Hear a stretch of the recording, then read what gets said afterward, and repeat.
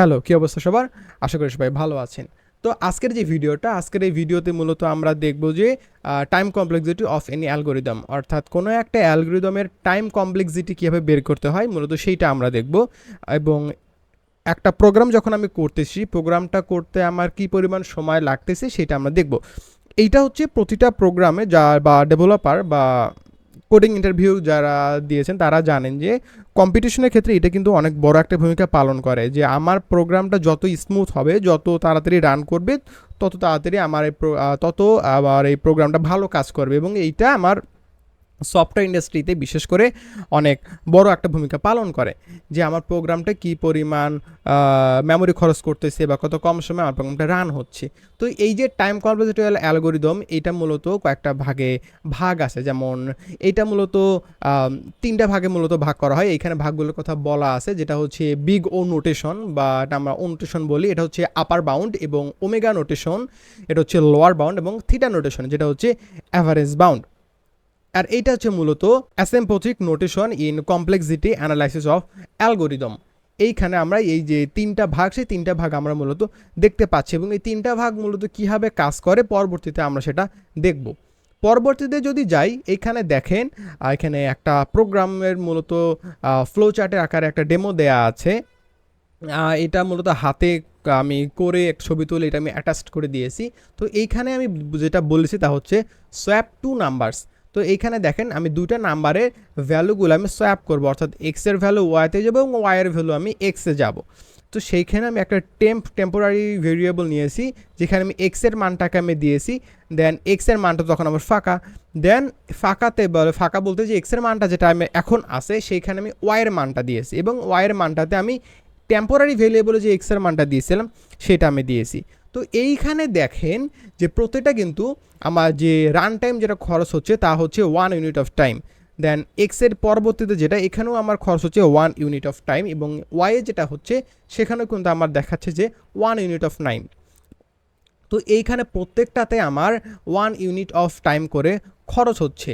তো এইটাকে যদি আমি একটু যোগ করি তাহলে কিন্তু আমার যোগ হচ্ছে 3 ইউনিট অফ টাইম এইটা। কিন্তু এইখানে যেটা যখন আমি এটার টাইম কমপ্লেক্সিটি বের করব, টাইম কমপ্লেক্সিটি বিষয়ে বের করার একটা এখানে সূত্র আছে, যে সূত্রটা হলো কনস্ট্যান্ট যে ফ্যাক্টরগুলো আছে বা নন চেঞ্জিং যে ফ্যাক্টরগুলো আছে সেগুলো আমার সবসময় 1 হবে। তো এটাকে যদি আমি ফাংশন এন দিয়ে লিখি, যে function N equal to omega বা বিগ ও 1, সরি ওমেগা হবে না, এটা হবে বিগ ও 1। অর্থাৎ আমার যেখানে বললাম যে নন চেঞ্জিং যে ভ্যালুগুলো আছে বা কনস্ট্যান্ট যে ফ্যাক্টরগুলো আছে সেগুলো, যেমন 3 হতে পারে, 9 হতে পারে, 100 হতে পারে, যেগুলো আছে সেগুলো আমার সবসময় 1 হবে, এবং এর যে টাইম কমপ্লেক্সিটি সেটা হবে আমার বিগ ও 1। এর পরবর্তী যেটা আছে তা যদি আমি দেখি, এইখানে দেখেন একটা ফর লুপ দেয়া আছে আমার, যে এখানে ফর আই এন পর্যন্ত যাবে এবং এক এক করে ইনক্রিমেন্ট হবে। তো এইটা যদি দেখেন একবার, এখানে যে স্টেটমেন্ট আছে সেখানে কিন্তু আমি আমার যেটা আইটাকে প্রিন্ট করব। এখানে দেখেন এটা কিন্তু আমার কতবার আমার এই ফাংশনটা কাজ করবে, এই লুপটা আমার কাজ করবে। এখানে যদি আমি দেখি আমার এই লুপটা কিন্তু আমার এন সংখ্যক বার কাজ করবে। তো এটা কিন্তু আমার এন সংখ্যক বার কাজ করবে। তো এর মানে কি, যদি আমার এটা এন সংখ্যক বার কাজ করে তাহলে এর যেটা আমার রান টাইম হবে সেটা হচ্ছে আমার এন, অর্থাৎ বিগ ও এন। এরপরে যেটা আছে সের পরবর্তীতে যদি আমি যাই, এইখানে দেখেন ওই এর আগের ভিডিওতে আমার এখানে ছিল একটা ফর লুপ, কিন্তু এইখানে আমার দুইটা ফর লুপ আছে, প্রথমে আই এবং পরবর্তীতে জে। তো এর আগে যেমন এটাতে আমার একটা ফর লুপ ছিল, সেই জন্য আমার এখানে এন হয়েছে। যেহেতু আমার এখানে দুইটা ফর লুপ আছে তো অবশ্যই এইখানে আমার 2n হবে। তো এইখানেও সেই জন্য আমার ফাংশন যেটা হবে বা আমার যে এর টাইম কমপ্লেক্সিটি যেটা হবে সেটা হচ্ছে 2n, কিন্তু এইখানে আমার এটা 2n হবে না, এখানে হবে যেটা তা হচ্ছে n। কারণ এই n এর সামনে যে কোঅফিশিয়েন্ট আছে সেই কোঅফিশিয়েন্টকে আমরা কখনো দেখবো না বা কোঅফিশিয়েন্টকে আমরা কখনো কাউন্ট করব না, সেই জন্য এইখানে যেটা হবে তা হবে আমার 2n বা n। এর পরবর্তীতে যেটা আছে আমরা যদি দেখি, এইখানে দেখেন এইখানে যেটা তা হলো দুইটা ফর লুপ আছে, এবং একটা ফর লুপের আন্ডারে আর একটা, যাকে আমরা বলি নেস্টেড ফর লুপ। যেমন এইখানে দেখেন দুইটা ফর লুপ আছে। তো এখানে এন যদি আমার মূলত প্রধান সাপোজ আমাদের ভ্যালু, এবং এইখানে যেহেতু দুইটা লুপ আছে তো সেই জন্য আমি এর উপর একটা স্কোয়ার দিয়েছি। তো আমার এই যে রান টাইমটা, সেই রান টাইমটা হবে আমার ও এন স্কোয়ার। পরবর্তী যেটা, সেটা যদি আমি একটু এখানে লক্ষ্য করি, তাহলে দেখেন যেখানে এন আই সমান সমান এন এবং এইখানে 1 এবং এখানে দেওয়া আছে আমার কন্ডিশন একটা।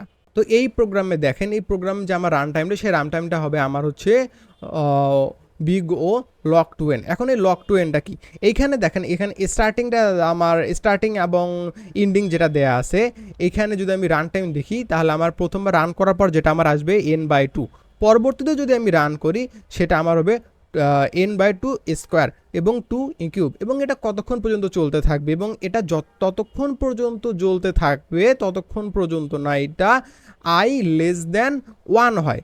তো আমি যদি এটা দেখি যে i লেস দ্যান 1, তা i এর যে মানটা, i এর মানটা সর্বশেষ আমি কি পেয়েছি এই জায়গায় n/2k, এবং এটা লেস দ্যান 1 এতক্ষণ পর্যন্ত চলবে। তো আমি যদি এটাকে একটু ইকুয়াল করে দিই যে 1 এবং এই এনটাকে এই পাশে দিয়ে 2kটাকে ওই পাশে দিই, দেওয়ার পর আমি জাস্ট কেটা এই পাশে আনি এবং এনটাকে এই পাশে দিই, তাহলে কিন্তু এটা আমার log 2n হয়ে গেছে। log 2n এর যে সূত্রটা, সেই সূত্রটাতে পড়ে যাচ্ছে। তো এইটা যে এই প্রোগ্রামের রান টাইমটা আছে সেটা হচ্ছে আমার log 2n। পরবর্তী যেটা আছে, তো আমি যদি পরবর্তীটা দেখি তাহলে আপনারা এই জায়গায় দেখতে পাচ্ছেন যে আমি এখানে ইভেন আর অড দুইটা মানে একটা প্রোগ্রাম, আমার প্রোগ্রামটা ইভেন না অড সেটা বের করার একটা আমি সূত্র এই জায়গায় আমি লিখে রেখেছি। তো এইখানে যদি আপনি দেখেন যে আমার যদি ইভেন হয় তাহলে আমার 1 ইউনিট অফ টাইম এবং অড হলে 1 ইউনিট অফ টাইম, হিসাব অনুযায়ী কিন্তু আমার এখানে 2n বা এরকম হওয়ার কথা, কিন্তু আমার এখানে আসছে হচ্ছে শুধুমাত্র 1। এটা আসার কারণ কি, আপনারা যদি একটু আপনারা যদি ভাবেন, আপনার বা প্রশ্ন আসতে পারে যে ভাই আমাকে তো প্রথম প্রোগ্রামে বলেছিলেন যে এখানে তিনটা, এখানে যেমন টেম্পোরারি 1 যেটা সোয়াপ 2 নাম্বারের ক্ষেত্রে এখানে আমার 1 ইউনিট অফ টাইম, এখানে 2 ইউনিট অফ টাইম, এখানে 3 ইউনিট অফ টাইম টোটাল যোগ করে আমার আসলো, এবং আমি যদি নন চেঞ্জিং বা কনস্ট্যান্ট করি তাহলে আমার 1 ইউনিট অফ টাইম আসার কথা। কিন্তু এইখানে কেন আমার 2 ইউনিট অফ টাইম আসলো না, সরাসরি 1 ইউনিট অফ টাইম আসলো? এর কারণ হচ্ছে এখানে আমি ইফ ইলস ব্যবহার করেছি। আমরা জানি যে ইফ ইলস যখন আমরা ব্যবহার করি সেক্ষেত্রে আমাদের হয় ইফ কাজ করে অথবা ইলস কাজ করে। যদি আমার ইফ কাজ করে তাহলে আমার ইলস যে কন্ডিশন আছে সেটা অবশ্যই আমার রান হবে না, কিংবা যদি আমার ইলস কাজ করে তাহলে আমার ইফ কন্ডিশনটা রান হবে না। সেই জন্য এখানে আমার 2n বা 2 না হয়ে আমার এখানে সরাসরি আমার 1 হবে, কারণ এইখানে আমার হয় ইফ কাজ করবে নতুবা আমার ইলস কাজ করবে। তো এটা হচ্ছে আমাদের আর একটা সূত্র, এবং এইটার মাধ্যমে আমরা আমাদের যে টাইম কমপ্লেক্সিটি যে বিষয়টা, টাইম কমপ্লেক্সিটি বিষয়টা আমাদের শেষ হলো। তো আমরা এইখানে মূলত কয়েকটা বিষয় দেখলাম, যার মানে এই কয়েকটা বিষয় দেখলাম, তা হচ্ছে আমাদের যে টাইম কমপ্লেক্সিটি বিষয়টা, তা মূলত তিনটা নোটেশন আছে, যেখানে প্রথমটা হচ্ছে বিগ ও নোটেশন যেটা আপার বাউন্ড, তারপর ওমেগা নোটেশন যেটা লোয়ার বাউন্ড, এবং পরে যেটা আছে যেটা থিটা নোটেশন যেটা হচ্ছে আমাদের অ্যাভারেজ বাউন্ড। তো এই তিনটা মূলত হচ্ছে আমাদের টাইম কমপ্লেক্সিটি বের করতে কাজে করা হয়। তো এটাই ছিল টাইম কমপ্লেক্সিটির উপর একটা ভিডিও। দেখা হবে পরবর্তী ভিডিওতে, ততদিন ভালো থাকুন, সুস্থ থাকুন, আল্লাহ হাফিজ।